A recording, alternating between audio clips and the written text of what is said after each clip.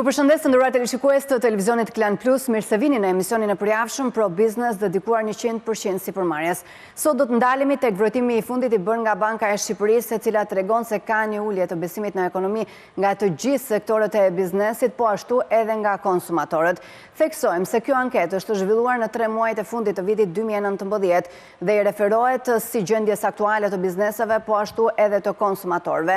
Kjo lidhet me gjendjen e tyre financiare, të ardhurat dhe shpenzimet. Do të ndjekim më parë materialin dhe më pas do të rikthehemi në studio për të diskutuar nëse ky ishte efekti i pasojave që la tërmeti 26 nëntorit apo ka edhe shkaqe të tjera për rënien e besimit në ekonomi. E ndjekim.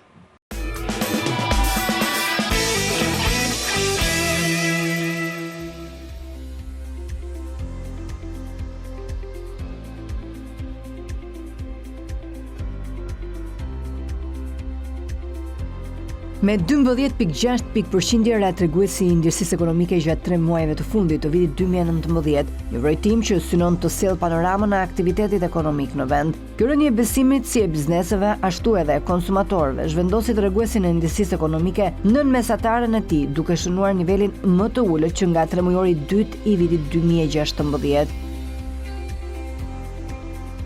Ky vërejtim, i cili përkon edhe me tërmetin tragjik të 26 nëntorit që solli shumë dëme, sjell në mënyrë të detajuar të dhëna për çdo sektor.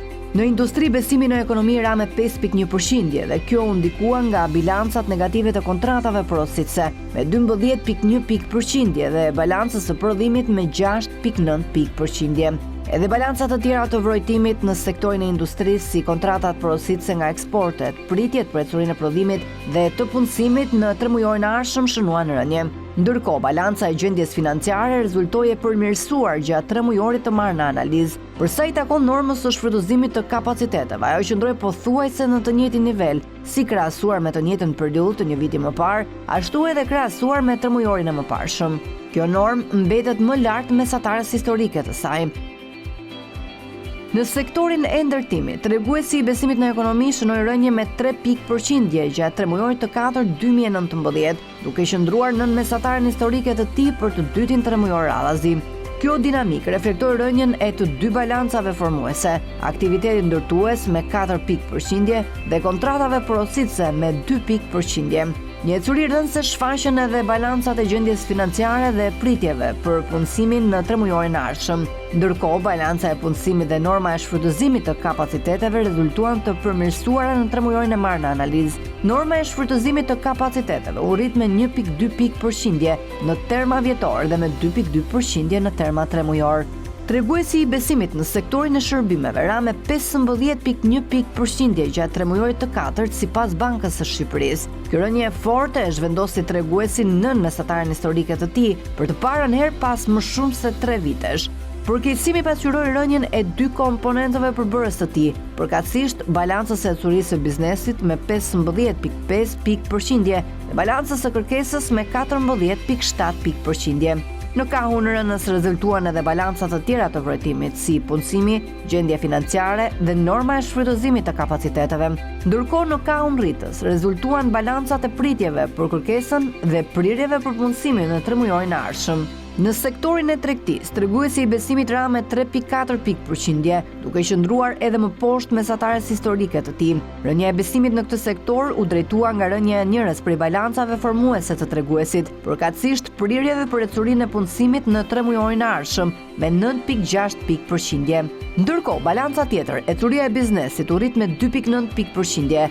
Edhe balanca e gjendjes financiare u përmirësua, ndërkohë që balancat e punësimit në 3 mujorin e analizë e prirjeve për ecurinë e biznesit në 3 mujorin e ardhshëm dhe norma e shfrytëzimit të kapaciteteve shënuan rënje.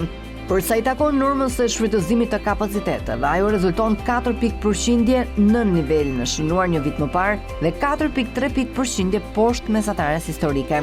Treguesi i besimit konsumator sipas vërejtimit të Bankës së Shqipërisë vjoi prirjen rënëse gjatë 3 mujorit të 4 2019, duke qëndruar 1.4% poshtë nivelit të 3 mujorit të mëparshëm.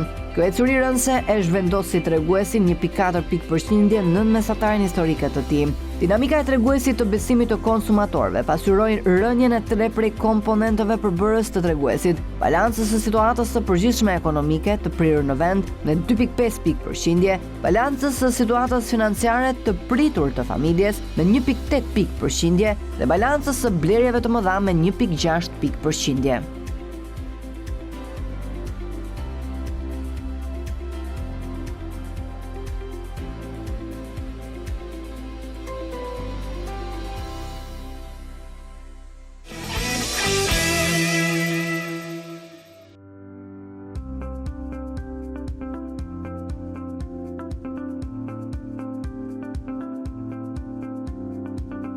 Ndërsa të gjithë sektorët e biznesit kanë shfaqur rënje të besimit në ekonomi, pa kënaqësi ka edhe nga punonjësit që punojnë pranë subjekteve të ndryshme private dhe publike. Një raport i publikuar nga EPPC, partner ekskluziv i G Group, një nga kompanitë kryesore globale në industrinë e punës, del në përfundimin se 60% e punonjësve në Shqipëri shprehen pa kënaqur me punën e tyre gjatë vitit 2019 dhe vetëm 40% ndjehen të kënaqur. Në analizë janë marrë 1528 persona të cilët janë intervistuar për gjatë muajve shtator-nëntor 2019. Më shumë se gjysma e punonjësve të intervistuar kanë deklaruar se është e mundur dhe shumë e mundur të ndërrojnë punë në vitin 2020, pra 57% të tyre duan të lëvizin nga vendi aktual, por cilat janë arsyet që duan të gjejnë një punë tjetër. 59% thonë se duan ta lënë punën ekzistuese për të gjetur një punë me pagë më të lartë. 50% thonë se shkak është mundësia për më shumë karrierë. 32% kanë vlerësim më të lartë për punën që bëjnë dhe ndaj kërkojnë një punë tjetër më të përshtatshme. 23% thjesht kërkojnë një punë më të mirë dhe 27% duan punë më me pak stres. Si arsye të tjera për të gjetur një punë të re janë edhe vonesat e rrogës në punën që janë aktualisht, orari i punës i të zgjatur dhe mungesë pushimit të shtunë e të diel apo në festa sipas ligjeve në fuqi, mos vlerësimi i punonjësit si vlerë në kompani, ngacmimet seksuale, mos respektimi i ligjeve të punës përveç se kur ka kërcënim për denoncim, largimi në Bashkimin Evropian ose vende të tjera për një jetë dhe punë më të mirë, pa aftësi e drejtuesve për të vlerësuar apo mungesë matje performance, mungesa e trajtimit të gjatë shtatzanisë së grave me respektin e duhur dhe sipas kodit të punës apo deklarime fiktive në sigurime shoqërore dhe jo me vlerat reale. 72% e punonjësve të punësuar në kompani private deklarojnë se punojnë në fundjavë dhe ose gjatë festave zyrtare. Ndërta, 24% deklarojnë që ndodh gjithmonë, 17% thonë që ndodh shpesh dhe 31% ndonjëherë. Në institucione publike kjo ndodh më rrallë, vetëm 5% e rasteve ndodh që punojnë gjithmonë në fundjavë apo në festa zyrtare. Në Shqipëri, 21% e punonjësve punojnë gjithmonë në festa zyrtare dhe 30% asnjëherë, vlera që për Kosovën janë më të mira, ku 20% punojnë në festa gjithmonë dhe 33% asnjëherë. Në Shqipëri tek personat intervistuar rezulton se 82% e punonjësve kanë një kontratë pune, ndërsa 18% punojnë pa kontratë dhe gjenden të pambrojtur në marrëdhënien e punës sipas kodit të punës në fuqi. Pjesa më e madhe e punonjësve ndjehen të pavlerësuar për punën që kryejnë pa mundësi për rritje profesionale dhe karriere, si edhe me besim të ulët tek kolegët dhe veçanërisht e prorët.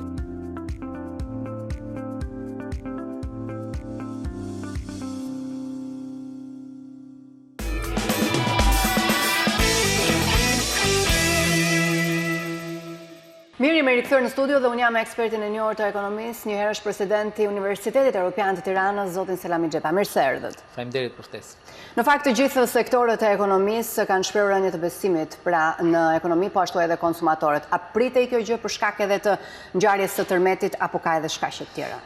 Në fakt, rënja e besimit konsumatorëve, dhe jo vetëm konsumatorëve në fakt, por dhe të agjendëve tjerë ekonomik, pra edhe sipërmarrësit, edhe konsumatorët në përgjithësi kanë patur një kërkesë më të dobët, dhe kjo është provuar në fakt nga një mori indikatorësh tjerë, përveç indikatorëve të konfidencës apo indeksit të besimit konsumatorëve që Banka e Shqipërisë e publikon prej gati më shumë se një dekade tashmë. Edhe treguesit e shitjeve u provua që ishin të dobta, pra edhe treguesit e real, jo vetëm thjesht treguesit e perceptuar.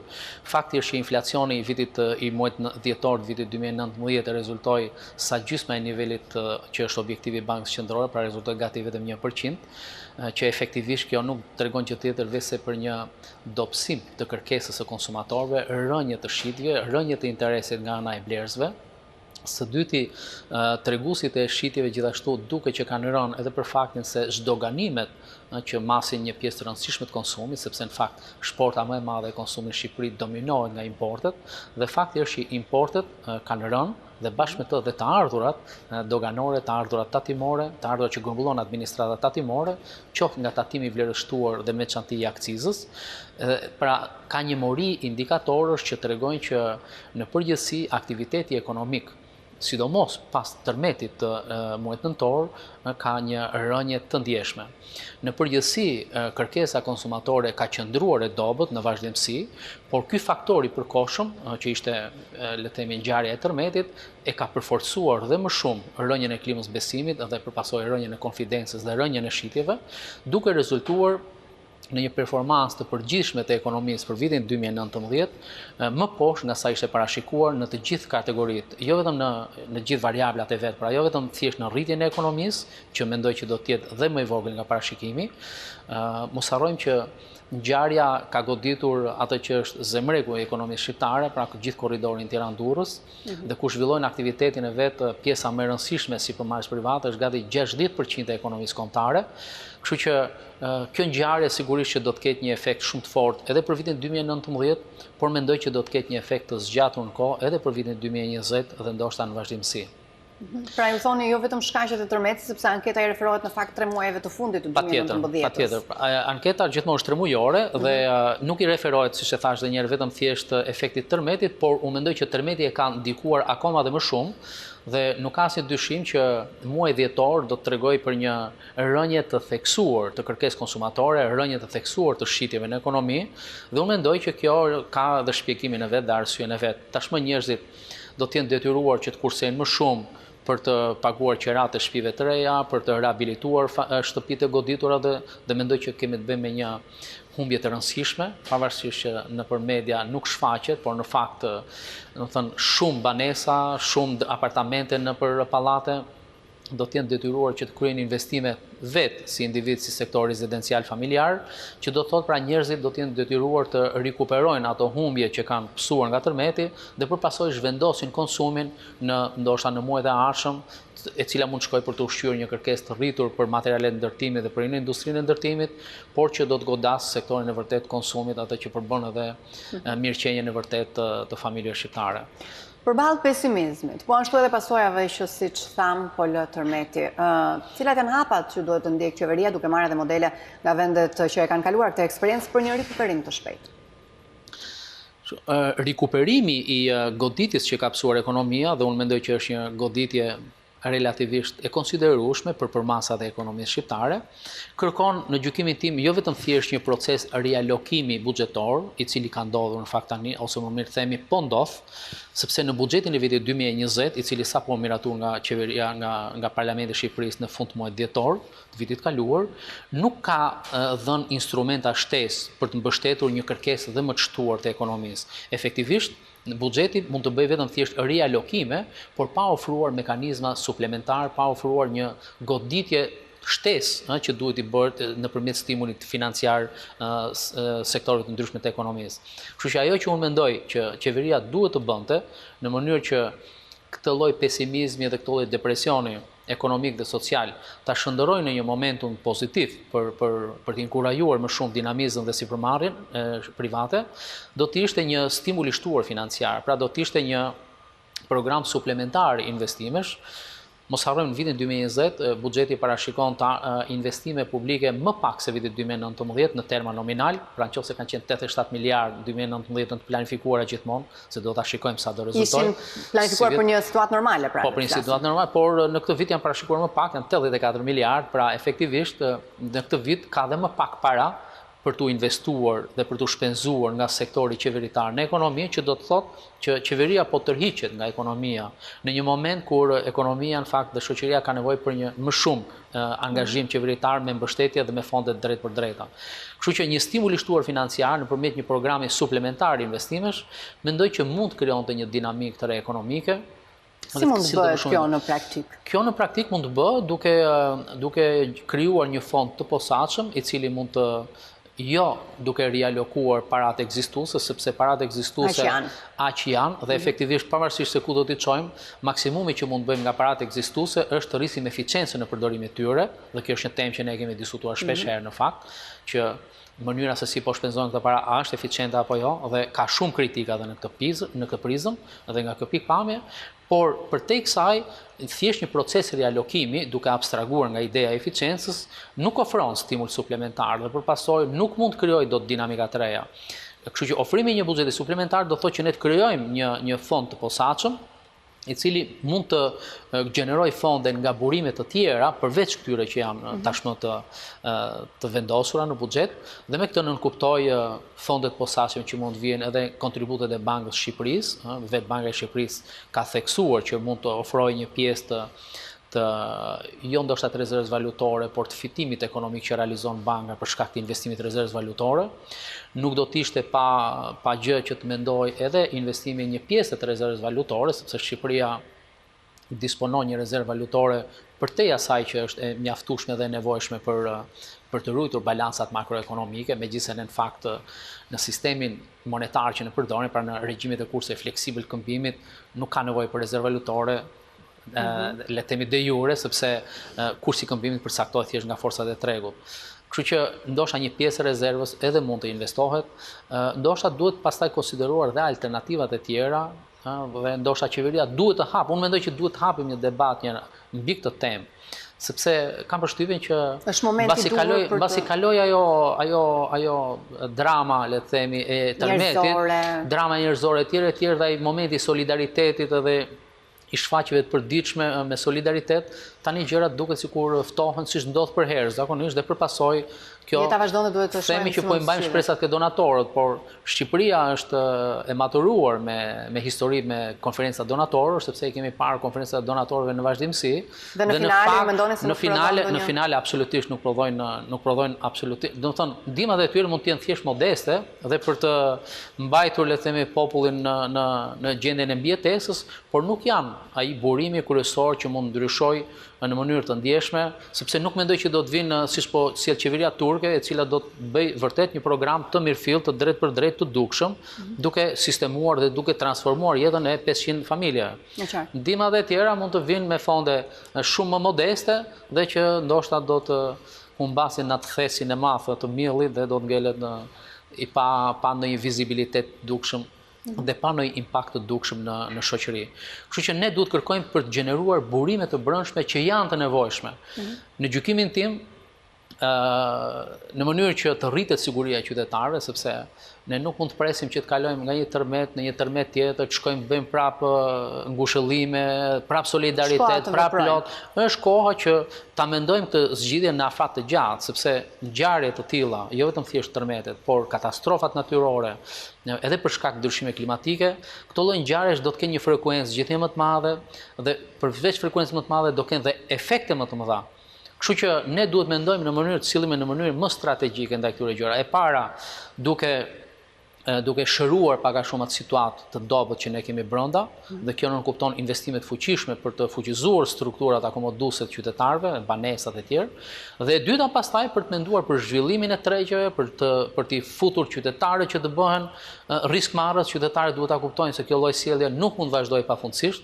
Qytetarët duhet kuptojnë që garantimi i pronës tyre realizohet me instrumente të rregull, duke blerë policën e sigurimit e tjerë. Pra duhet që të përpiqemi të sillemi ashtu siç e kërkon sistemi në të cilën ne jetojmë.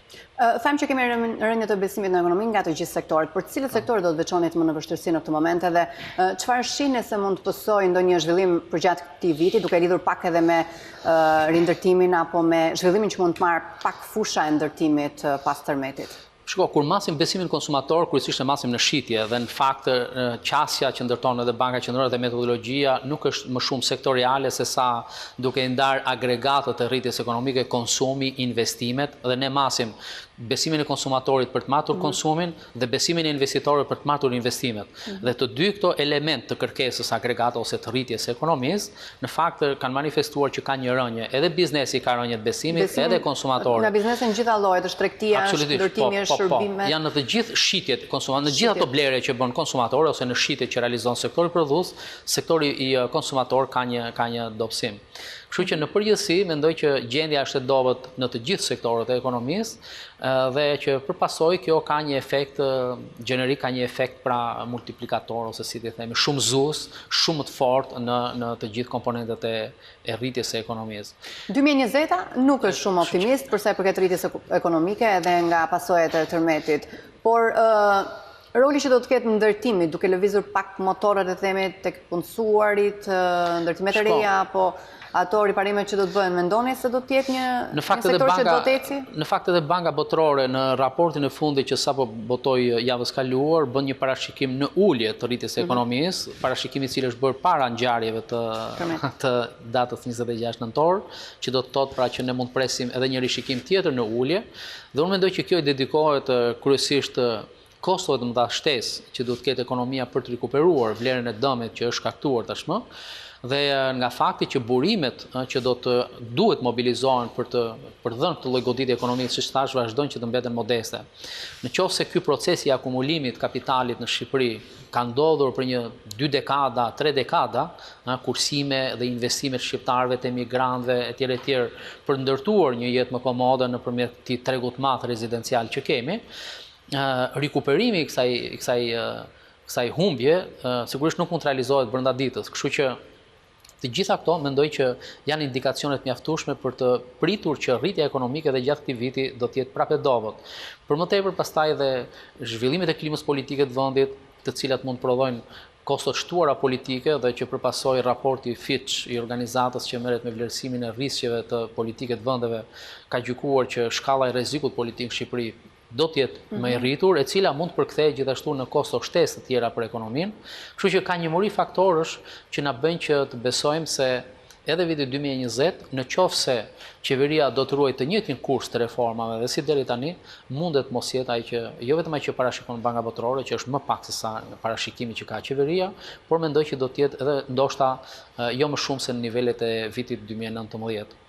Kështu që ajo që mendoj që duhet të bëjë qeveria do të jetë spari reduktimi i rrisjeve politike, e cila nënkupton jo më shumë se edhe as më pak se sa zgjidhjen e krizës politike, pavarësisht atyre kemi apo s'kemi krizë, në fakt kriza është, sepse e kemi përjetuar vetë gjatë gjithë vitit 2019, bizneset i kanë vujtur pasojat e asaj, dhe nëse ne vazhdojmë me të njëjtën sjellje, ai risku politik që thot Fitch dhe që do thonë organizatat e tjera të renditjes së rrezikut, mund të japi një notë të keqe, e cila mund të ndikojë pastaj në rritjen e normave të interesit, në rritjen e kostove të shërbimit borxhit publik, etj, do ketë një sër reperkusionesh, do të kemi stopim të investimeve të huaja, të cilat edhe deri tani fatkeqësisht nuk e kemi parë.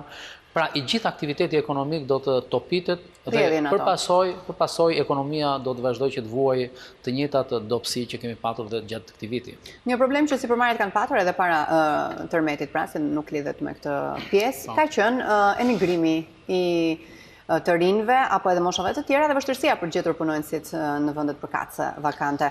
Sa do të ndikojë edhe kjo? Në fakt edhe kryeministri vuri në dukje që për të ndërtuar apo për të realizuar këtë program ambicios rehabilitimi dhe rindërtimi do të nevojiten dhe punëtorët huaj.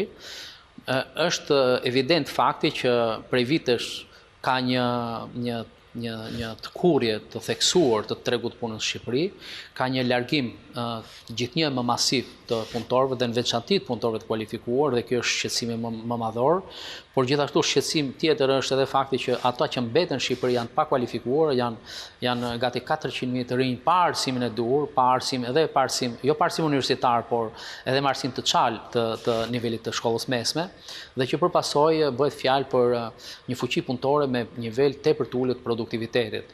Dhe kjo e nxjerr fuqinë punëtore gjithnjë më shumë që si faktorin kryesor apo pengesën kryesore për sipërmarrjen private në Shqipëri. Sigurisht që tërheqja e punëtorëve të huaj mund të jetë një zgjidhje përkohshme, por nuk mendoj që kjo është zgjidhja që shëron problemet e Shqipërisë. S'pari duhet të shikojmë në arsyet se pse ka ardhur ky largim në vazhdimsi i fuqisë të kualifikuar të punëtorëve në Shqipëri, dhe unë mendoj që kjo lidhet edhe me problemet që ka biznesi vet.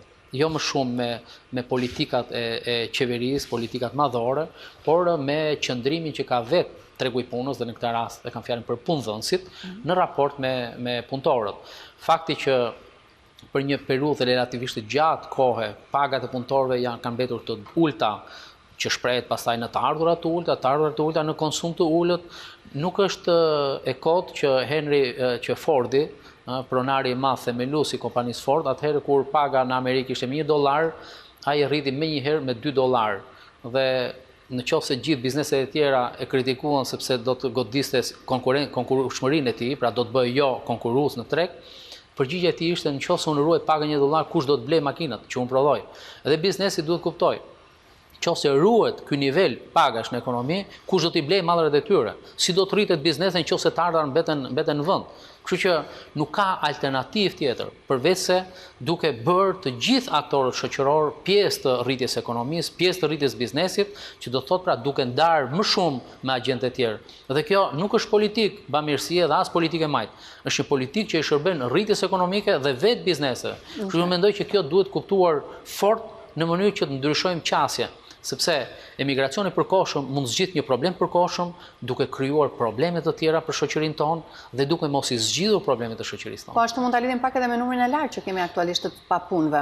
Sigurisht ka edhe për dyert për të punësuarit nga jashtë, sa dëmtojmë edhe këto që janë të papunë. Patjetër. Do të thonë efektet e kësaj emigracionit janë shpeshherë shumë kontradiktore, sepse e para një thjesht në planin ekonomik ato mund të jenë konkurrues të punëtorëve vendas, pra nëse ka një punëtor shqiptar me të njëjtat kualifikime, sigurisht që punëtori huaj që është më pak pretendent dhe me nivele më të ulta të ardhurave të pagës do të merret atë punë duke lënë pa punë punëtorin vendas. Megjithatë këto janë elementë që duhen parë në rast pas rasti dhe sipas natyrës dhe profesioneve. Duke qenë në universitet ju keni dhe informacion lidhur me kontingentët që ne po prodhojmë edhe mendjen si e kanë për të punuar jashtë apo në Shqipëri. Si duket optimizmi i studentëve shqiptarë? Fatkeqësisht në përgjithësi dhe testimet e ndryshme kanë treguar që njerëzit janë më shumë të orientuar në fakt për të drejtuar tregje europiane, por sidoqoftë mendoj që kemi dhe po përgatisim besoj profesionistë shumë të mirë, sidomos në fushat e inxhinierisë, në fushat e ekonomisë, atje ku janë ndoshta edhe sot më të kërkuara nga tregjet e punës. Nëse tregu është shpërblyes, nëse tregu vërtet i materializon interesat dhe ambicjet e të rinjve, sigurisht që të rinjt mendoj që zgjedhin gjithmonë vendin e tyre. Kështu që varet gjithmonë nga tregu i punës se sa tregu i punës do t'i përgjigjet këtyre interesave. Njerëzit sot janë bërë më demanding, janë bërë më kërkues, sidomos brezëria është shumë më kërkues dhe përpasoj edhe tregu i punës duhet të reflektojë bazuar mbi këtë lloj ekzigjencash. Zoti Xhepa, unë ju falenderoj shumë që ishit në studio me ne. Kënaqësi. Të nderuar televizionistë, këtu kemi ardhur në fund të këtij emisioni bashkë me Pro Business. Shihemi sërish në orën e ardhshme në orën 18:30. Mirupafshim.